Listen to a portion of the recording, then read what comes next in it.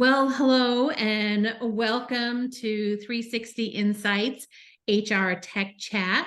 I am very honored today to be here with Dr. Steve Hunt. He is the chief expert at SAP and best-selling author of Talent Tectonics. So, Steve, welcome. So great to have you here today. Thank you. It's great to be here. I'm looking forward to this conversation, Jennifer. We've been chatting about today's topic quite a bit, so I'm excited to dive into it. Yeah, so today we're going to be talking about the new era of restructuring. And that's really what brought us together. And we're collaborating on a research piece around it. Yeah, and it's funny because we were chatting and we realized that Jen and I have been like 1 degree of separation for like years and years, and we finally connected. And immediately we're talking about what's going on in the world of work and got talking about this restructuring coming up, which I think us and a lot of people are like, we're kind of feels like we're talking ourselves into a recession. But let's not delve onto that side, but delve onto the side more. We were saying of what have we learned about restructuring in the past, but also there are tools. The last time we went through a major phase of economic restructuring was like 15 years ago, 2007, 2008, Yeah. 14 years ago. We probably both remember it. Yes, yeah, you don't that's a good thing. You don't forget these things. It is a traumatic life event. Even if you are not directly affected by it, people you know are affected by it. So you do remember it. And that's kind of, we're looking at this saying, well, what do we know about this psychologically, but also, which I could go on in great length and hopefully we've learned something of that. But the other one we really got into, and Jen, I'm so excited about this conversation, is there's tools available technologically that we didn't have 15 years ago. So let's hope we approach this next one in a different way than we did in the past. Yeah, and I think that's why I'm so excited to collaborate with you is to bring in the psychology, to bring in the technology and create experiences that are more humane. Yeah, absolutely. And one of the things too, the 2007 ones were brutal, but like one of the things, like I got to hold it up, my book by obligation, here it is. When I wrote Talent Tectonics, one of the things that I focused on, which talks about the shifting nature of work, and actually has a whole chapter that talks about restructuring, because it's a reality in companies, even not in economic terms. There's different times you have to do it when you grow, when you build. But one of the things I talk about in Talent Tectonics also is how work has changed. And I will say one thing on restructuring is why 2007 was painful. If you looked at the restructurings that happened the previous decades, were unbelievably brutal. Like, this is a true story. I worked with a company where they brought all the employees into like the big cafeteria break room. They separated them into groups, and like and they had some stand on one side and some stand on the other. And the one that stood on one side, they had them all walk out into the parking lot. That's crazy. I mean, it was just And to I think protect we the company. probably could all go on with a story about restructuring from the 90s and early 2000s where Yeah. it was just done so poorly.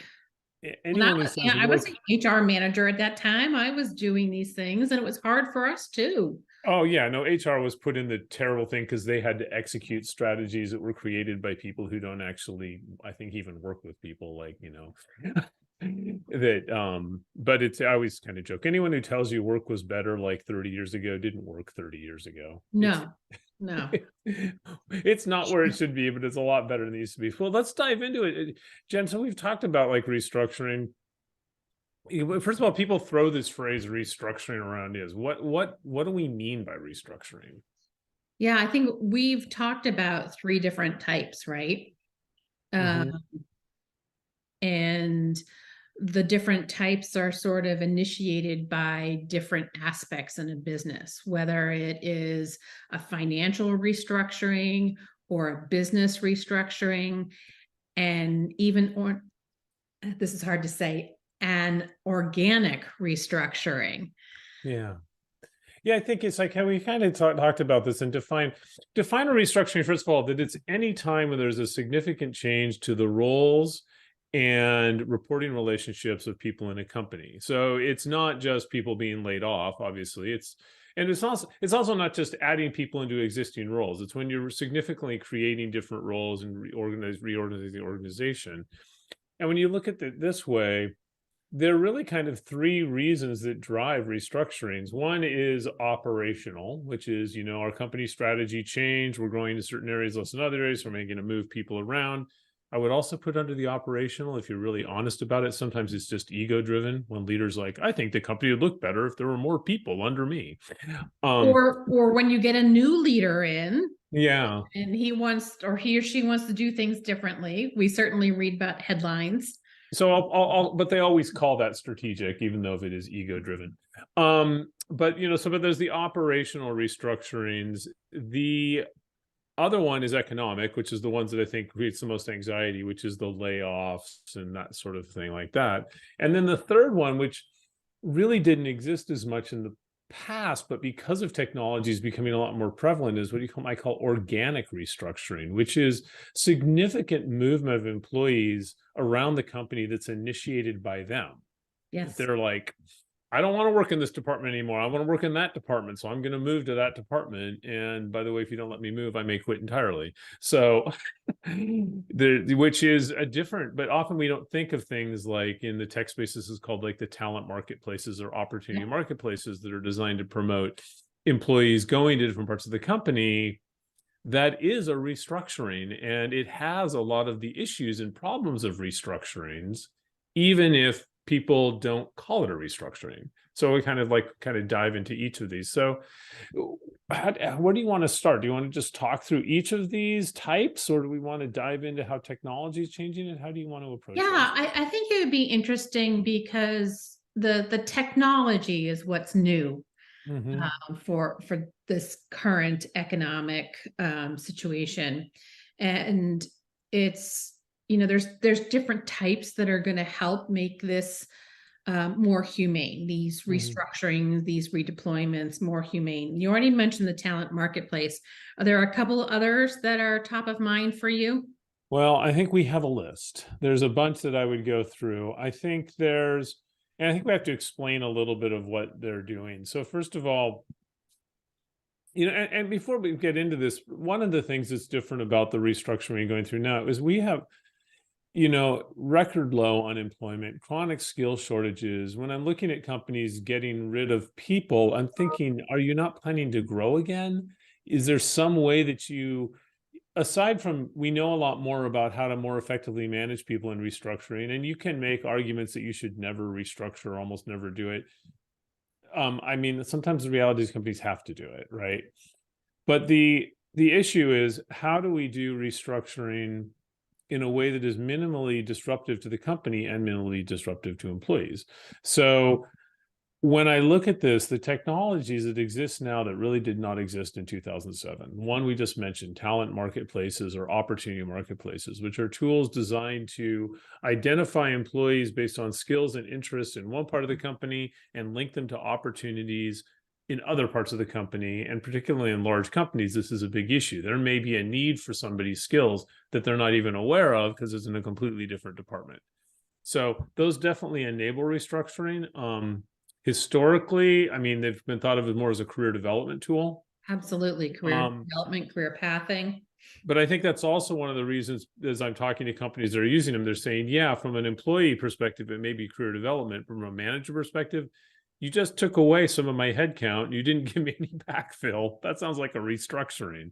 So what is a career development for an employee is restructuring for a manager. So that was one. I'll just go through the list really quick if you want, Jen. Yeah. Related to talent marketplaces is artificial intelligence linking tools and skills ontology tools. So these tools that allow us to get a much better understanding of both what skills do employees have, what skills does the company need, and then you can use that information for learning, training, workforce planning, and then again, it often feeds into these opportunity talent marketplaces. I think there's also a connection between skills and the strategy, right? And understanding the skills that you have helps you to understand the readiness to achieve your strategy. Yeah. So and how you need to restructure, because part of it is, if a company goes, wow, we're going to build this division, it's like, well, you have no people with those skills. Because all restructuring, it's not just about downsizing, right? It's strategic, Yes. it's often about growth. So much better insight into how's our strategy going to impact by the availability of labor in our company, and how do we need to plan that out. So I think that's really interesting. There's a lot more interesting data that can start feeding into sort of companies' strategic decisions about their workforce from artificial intelligence and these skills analysis tools. It might be a good term for them. The next one, so we talk about skills, that's the hard part of an organization, but the part that makes an organization actually run is relationships. Right. Organizations are communities of people that are sharing resources around mutually supportive goals. That's what an organization is. And I think one of the most underutilized tools in the field of HR in general, but particularly restructurings, is organizational network analysis tools, which are tools that there's different ways of doing it. Sometimes they're survey based. Sometimes they look at communication patterns, like through email and stuff like that. But they basically show you who works with who's interacting with Org chart. beyond the org org chart, right? Because it's not the org chart, because the org chart is not the way the world works. And so using these tools, because I think one of the things I've definitely seen in restructurings, and I talk a lot about this in the book because I think when I was writing it, because I've seen it play out, that what makes a company highly performing, especially a really knowledge service-based company, is relationships. And when you eliminate people based on org charts or spreadsheets, you have no idea of what relationships you're destroying, right, or severely damaging. And often some of the most critical people in the company aren't necessarily the ones who have highly visible roles, because just because you know where a person sits does not mean you know the impact they have on people in other parts of the organization. And so I think the use of organizational network analysis tools is, it's almost crazy to do restructurings without them, but most companies don't use them, so they're doing it all the time. right. Well, maybe people don't even know that technology exists, that it's possible. Yeah, I think that's exactly the issue. And it's starting to get more aware. I'm going to give a shout out to a colleague, Michael Arena. I don't know if you're Michael Arena, but some of his colleagues, they wrote a book on this, but he's done a lot of work in this area. So very applied. The next one, so we kind of got through talent marketplace, is AI skills analysis, or organizational network analysis and relationships, is compensation technology. Compensation technology, again, if you use it, a lot of companies don't, is getting far more sophisticated, particularly around like commission management and much more complicated pay structures. And I saw this in the pandemic, where companies that had large commission-based workforces, their ability to avoid having to let people go was heavily influenced by their ability to really change their pay structure quickly. To say what we thought we could achieve is not achievable. If people can't sell, they don't get paid. If they don't get paid, they're not going to stick around. But conversely, we have to make sure that we figure out some way that we can pay them and balance this out. And so I think much more leaning into the technology used for pay, including, and this is something I also, I think we have to challenge the assumption, compensation can go down. It doesn't have to be all or nothing. That's a tough one, right? Yeah. I agree with you.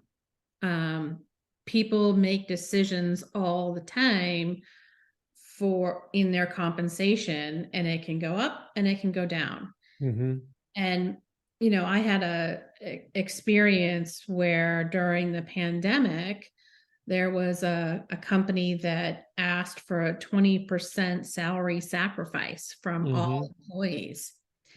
And the CEO was overwhelmed by the messages of support for that decision, because it meant that people could keep doing good jobs and keep contributing to the mission because they believed in it. And they were willing to take that salary sacrifice. Yeah. And I think the key thing is transparency around this, Mm-hmm. because understandably employees are going to be wary about this, right? But if you have high levels of pay transparency and your high levels of transparency on how the company business is doing, people will see that connection. I mean, Yeah. if you think about compensation as an investment in the future potential of people and their contribution, just like any investment, these things go up and down over time. But the way that companies have historically approached it is like this all or nothing. Oh, you add value, and ooh, you must add no value at all because we totally got rid of you. And Or we're not giving you any salary increases because you've hit the top of your range. yeah, just the way it's done. Whereas if you had sort of a transition, and you say, hey, we've got to raise salaries, if people feel that's unfair, well, then they can leave, but I think much more really treating compensation as an investment and not sort of a transactional reward. Because somebody was told me years ago, I think is so true. We don't actually pay people for past performance. We pay people on a belief on the future contributions they'll make. Mm-hmm. Mm-hmm. Unless it's a highly transactional job, usually it's a different way of thinking about it. So I think really leaning into what compensation technology can do now but not just technology, to really rethink that relationship of pay. And people often say this, it's like, I mean, first of all, money's a huge motivator at work. I hate that people say money is not what motivates people. It's like, yeah, try not paying them. You'll find out how motivating money is. But it's not the only thing that motivates people. Exactly. And so I Really think good point. if we just had a more transparency, candid conversation around it, I think that we could avoid a lot of the traumatic restructurings. Yeah. And that transparency comes with the alignment to how am I contributing to the most critical objectives of the organization? Mm-hmm. Which, yeah, we could do a whole nother conversation on pay transparency. I mean, basically, if we're totally candid, the only reason companies are not transparent as pay is because they cannot or do not want to explain the differences in pay. The research is pretty clear on this, that this idea that employees don't want, pay transparency. Yes, they do. If you're withholding information from people, you're withholding it because it gives you more power, or it takes away power that you don't want to give them. That's why we withhold information. It's not just, oh yeah, sometimes it's privacy and sensitivity. I don't buy that when it comes to pay, personally. It's complicated. And like you said, we could probably do a whole nother podcast on that. But have you gotten through like the top technology? I have not. That's the crazy thing. Still There's more? so many. There's more. So to recap, I feel like it's the 12 days of Christmas. On the first day of restructuring, sorry, the season we're recording. I hope that doesn't take off. First day of restructuring. So it's the first talent marketplaces, AI skills analytics, organizational network relationship analytics, what's called sales performance management, compensation, whatever, but tools to more effectively manage compensation, be more transparent about it. Then tied to that, but a little more broader, is analytics tools, particularly that link HR and non-HR data. Yes. We were talking about that the real value of employees is not measured in HR technology, because HR technology measures like people's skills and their engagement and their retention, but companies don't pay people to have them be engaged and not quit. We pay people for generating productivity, sales, customer service, but that's not measured in HR systems. That's measured in business operations systems. And there is a technology that's sometimes called interoperable technology.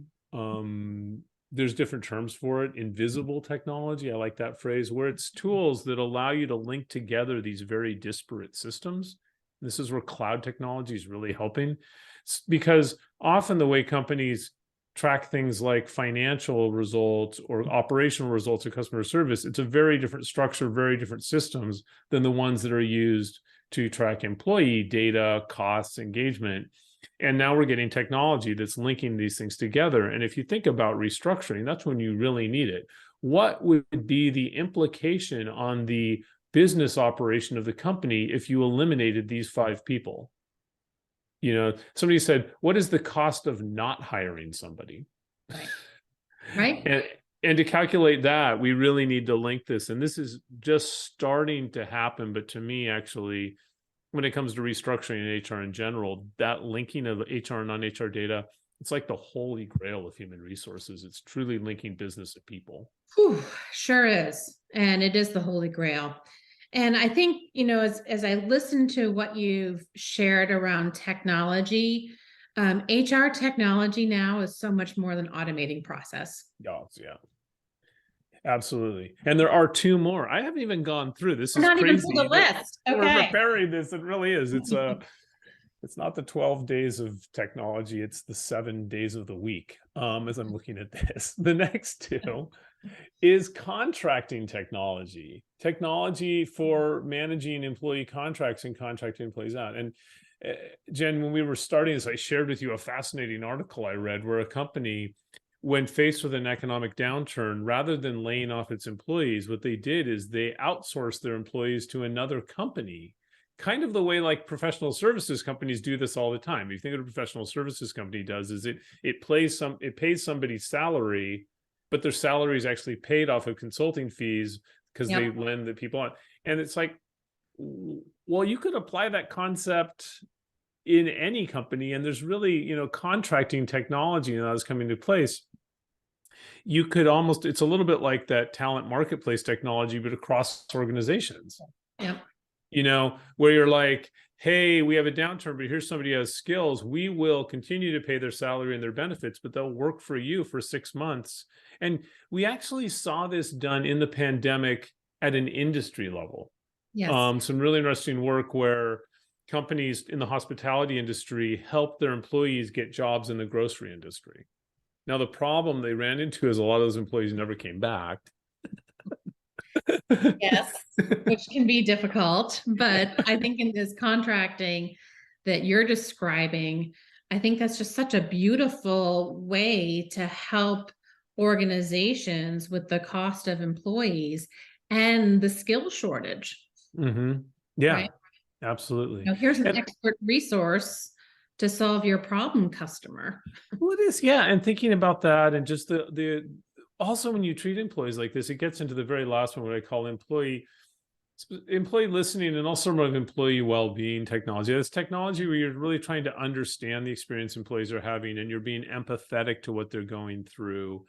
You're getting their ideas and making them feel like part of the process, so that they're part of this change, as opposed to feeling it's being done to them, by soliciting their opinions and showing empathy towards them. That would be, there's been such advances in that technology over the last, 5 years, so that the ability for a company to go through restructuring in far more of a collaborative, we're going through this together, as opposed to the way it will go, especially like 30 years ago, it was completely secretive. And then suddenly everyone in, all hands on Tuesday, 50% of you are gone. It was brutal. Now it could be a lot more transparent. And, and I've seen that happen. It's a rare exception, but I know some companies, for example, that said, this was during the pandemic. They said, look, our market is trashed. This was not hospitality. This was actually in a retail company. And they said, we are going to have to take 25% of our workforce costs out. We're going to have to do it. There's no way we can't economically survive.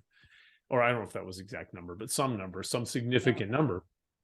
And they actually communicated to their employees, and they say, but we're not going to do it right now. We're going to do it in 6 months.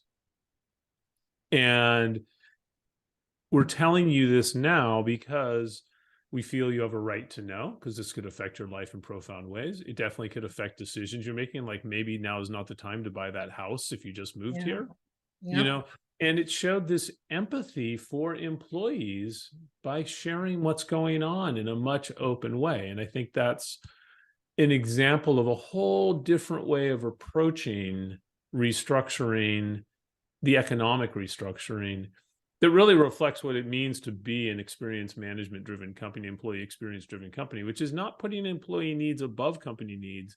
It's putting them at the same level. Yes. Yeah. And